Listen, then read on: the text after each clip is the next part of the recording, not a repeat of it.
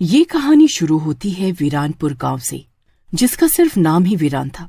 बाकी गांव में हर तरफ हरियाली और चहल पहल थी। रोज की तरह अपने घर पर बैठा चिंटू टीवी देख रहा था। मम्मी देखो ना, ये टीवी में मोमो दिखा रहे हैं, मुझे मोमो खाने हैं। पहले तूने नूडल्स देख लिया और नूडल्स खाने की जिद करने लगा। महेश भैया के यहाँ से नूडल्स खिला देती हूँ तो अब तुझे मोमो चाहिए। नहीं मिलेंगे मोमो, हर रोज एक नई फरमाइश। नहीं दोगी मोमो तो खाना नहीं खाऊंगा। हाँ तो मत खा खाना, शाम में जब तेरे पापा आएंगे तो तुझे खुद ही खिला देंगे। कुछ देर तो चिंटू नाराजगी में अपने घर के बाहर अपने दोस्तों के साथ बैठा रहता है। फिर बेचारे को भूख लगती है। बहुत भूख लग रही है। हाँ तो जाना चाची से माफी मांग ले। वैसे भी हमारे गांव में कहाँ कोई मोमो वाला है, और चाची कौन सा तुझे पैसे देने से मना करती है। शाम को 20 रुपए लेके महेश चाचा के ठेले के पास आ जाना, मस्त चाउमीन खाया जाएगा। ये भी नहीं होने वाला, क्योंकि महेश चाचा एक हफ्ते के लिए अपने गांव गए हुए हैं। चिंटू अपने घर के अंदर जाने के लिए उठता ही है कि तभी उसे एक आवाज सुनाई देती है। चीज मोमो वाली, सीधा दार्जिलिंग के मोमो आपके घर, आइए आइए। पारो की आवाज सुनकर सभी बच्चे अपने घर वालों से मोमो खरीदने की जिद करने लगते हैं। मम्मी जल्दी बाहर आओ, देखो मोमो वाली आंटी आई है। भगवान ने उन्हें मेरे लिए ही भेजा है। आ भी जा सीता, देखते हैं क्या चीज है। तेरे जीजा जी एक बार गए थे शहर, बता रहे थे बड़े टेस्टी होते हैं ये मोमो। सीता के साथ साथ बाकी औरतें, बच्चे और मर्द भी पारो के ठेले के पास आ जाते हैं। सिर्फ 30 रुपए में फुल प्लेट मोमोज, पूरे 12 पीस, वो भी चटनी के साथ। किसको किसको चाहिए? पहले मुझे आंटी, पहले चिंटू खाएगा।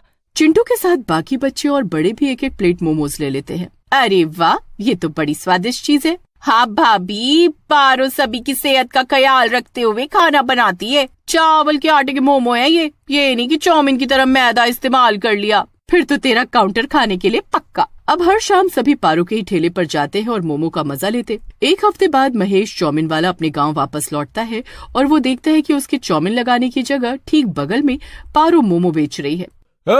यहाँ से अपना ये ठेला लेकर कहीं और लगा ले।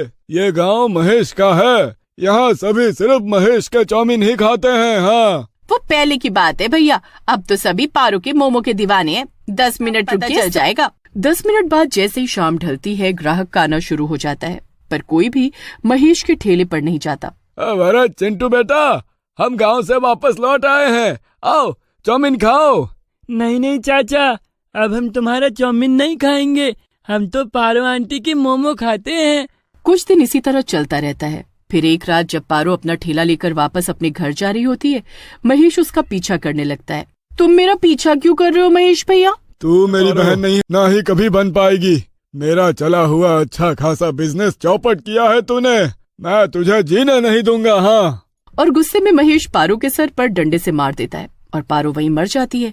महेश पारो का ठेला लेकर अपने घर आ जाता है, पर उसे इस बात का जरा भी अंदाजा नहीं था कि पारो मरकर चुड़ैल बन गई है। मैं चुड़ैल कैसे बन गई? मेरा ठेला कहाँ गया? अभी तो मुझे मोमो की बहुत बड़ी दुकान भी खोलनी थी। ओह, मेरा सपना टूट गया। पूरी रात बेचारी पारो चुड़ैल वहीं बैठी रोती रहती है और अगली शाम महेश 2 ठेले लगाता है, एक पारो वाला और दूसरा खुद का, और दोनों में बेचता है चाउमीन। अब महेश के कंपटीशन में पूरे गांव में कोई था ही नहीं, तो ग्राहक कहीं और जाते भी तो कैसे? अरे महेश, ये पारो नहीं दिख रही, मुझे मोमो खाने थे। अरे अब वो कहाँ आएगी भाभी, उसे बड़ा काम मिल गया है ना, शहर चली गई है वो तो। आप मेरे चाउमीन खाइए। पारो के कस्टमर सिर्फ और सिर्फ पारो के मोमोज खाएंगे, सिर्फ पारो के। चाउमीन खाते खाते सुषमा अपने घर की ओर बढ़ ही रही होती है कि चुड़ैल उसके सामने आकर खड़ी हो जाती है। बचाओ मुझे, बचाओ। अब तो तुझे मेरी दुनिया में चलना होगा सुषमा, वहाँ मैं तुझे मोमो खिलाऊंगी। चीज मोमो वाली चुड़ैल पारो सुषमा के गले पर काट लेती है, जिससे सुषमा बेहोश हो जाती है। चुड़ैल सुषमा को अपने कंधे पर लाद कर जंगल की ओर ले जाती है। सुषमा के हाथ से चाउमीन की प्लेट वहीं जमीन पर गिर जाती है। कुछ देर बाद मोनू महेश के पास चाउमीन लेने पहुंचता। मोनू चाउमीन अपने घर लाकर टीवी देखता हुआ खा रहा होता है कि तभी उसे पंखे की तरफ से कुछ आवाजें सुनाई देती हैं। वो ऊपर देखता है तो क्या पाता है कि पंखे पर चुड़ैल पारो लटक रही है। तुम्हें तो मैं सिर्फ मोमो खिलाऊंगी मेरे प्यारे मोनू। नहीं, मुझे नहीं खाना है मोमो, नहीं। सुषमा की तरह मोनू को भी चुड़ैल अपना शिकार बनाकर अपने साथ ले जाती है और मोनू के पीछे रह जाता है तो चाउमीन का प्लेट। अगली सुबह सुषमा और मोनू के गायब होने की खबर पूरे गांव में फैल जाती है। बीवी गायब हो गई है रे, कोई उसको ला कर दो रे।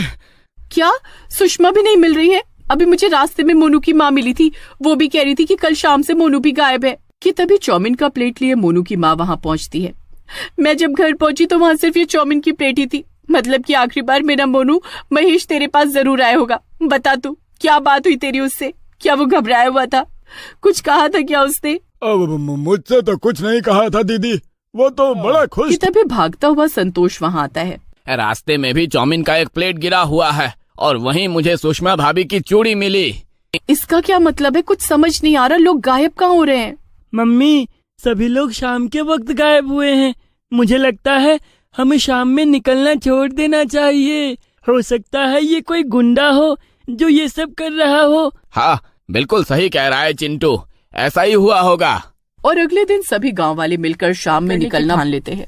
अगले दिन महेश सुबह सुबह 11 बजे चाउमीन का ठेला लेकर गांव में घूमना शुरू कर देता है। जरा रुको महेश, 1 मिनट चाउमीन दे दो मुझे, आज नाश्ता नहीं बनाया मैंने, यही खा लूंगी। महेश सीता को 1 प्लेट चाउमीन देकर आगे चला जाता है। सीता जैसे ही 1 चम्मच चाउमीन अपने मुंह के पास लाती है, चुड़ैल उसके सामने आ जाती है और उसे अपने साथ ले जाती है। अपने कमरे में बैठा चिंटू ये सब कुछ देख लेता है। मतलब ये चुड़ैल सभी चाउमीन खाने वालों को पकड़ कर ले जा रही है। पर क्यों? मम्मी को बचाना होगा और बाकी सभी को भी। चिंटू बचपन से ही बड़ा होशियार था और वो बिना घबराए इस बारे में सभी गांव वालों को बताता है। सभी चुड़ैल को फंसाने के लिए एक प्लान बनाते हैं और चुड़ैल को अपनी तरफ बुलाने के लिए संतोष जानबूझकर महेश से चाउमीन लेकर खाना शुरू करता है। चाउमीन की स्मेल आते ही पारो वहाँ पहुँच जाती है।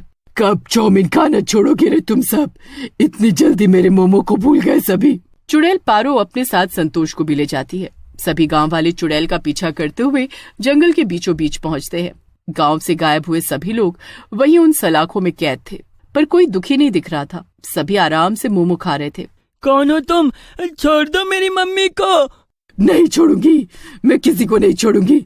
ये सभी चाउमीन पसंद करते हैं, मैं इन सबको मोमो खाना सिखा रही हूँ। पहली बार ऐसी चुड़ैल देखी है। कौन हो बहन तुम? मुझसे क्या पूछ रहे हो? पूछो महेश से, जिसने मुझे इसी जंगल में मारकर फेंक दिया था। मैं चीज मोमो वाली पारो हूँ। एक रात अपने कंपटीशन को खत्म करने इसने मेरा पत्ता साफ कर दिया, क्योंकि मेरे मन की इच्छा अधूरी रह गई थी। मैं चुड़ैल बन गई। उस दिन मैंने सोचा कि जब भी ये धोखेबाज किसी को चाउमीन खिलाएगा मैं उसे गायब कर दूंगी, ताकि सबका इल्जाम महेश पर आ जाए और तुम सब उसे गांव से निकाल दो। पर ऐसा कुछ नहीं हुआ। लोगों को मोमो खिलाने से मुझे खुशी मिलती है, इसीलिए मैं सभी को यहाँ लाने लगी। हर रात मैं यहाँ मोमो का ठेला लगाती हूँ और इन सबको मोमो खिलाती हूँ। ठीक कह रही है गाँव वालों, ये बुरी चुड़ैल नहीं है। अरे आप लोग क्या इस चुड़ैल की बातों को मान रहे हैं? अरे इसकी चोटी पकड़ कर काटिए और फेंक दीजिए इसे गांव से बाहर। ये सुनते ही पारो चुड़ैल गुस्से से आग बबूला हो जाती है और महेश की छाती पर कूद जाती है। डर से महेश सारी सच्चाई उगल देता है। छोड़ दो पारो उसे मत मारो, उसकी सजा उसे पुलिस वाले देंगे। तुम बुरी नहीं हो, हमें बताओ हम तुम्हें कैसे मुक्ति दिलाएं। गांव में जंगल के बीचों बीच में जला दो, पर उसके पहले मैं तुम सभी को अपने बनाए मोमो खिलाना चाहती हूँ। और पहली बार एक चुड़ैल गांव में अपना ठेला लेकर यहाँ से वहाँ मोमो मोमो बोलती हुई घूमती है और सभी को मोमो खिलाती है। कुछ देर बाद वहाँ पुलिस आती है और महेश को अपने साथ ले जाती है। अब मुझे अच्छा लग रहा है, मेरी आत्मा मुक्त हो रही है। मैं चलती हूँ। Thank you Chintu. पारो चुड़ैल की आत्मा आसमान की ओर जाती हुई गायब हो जाती है और वीरानपुर गांव फिर से खुशहाल हो जाता है।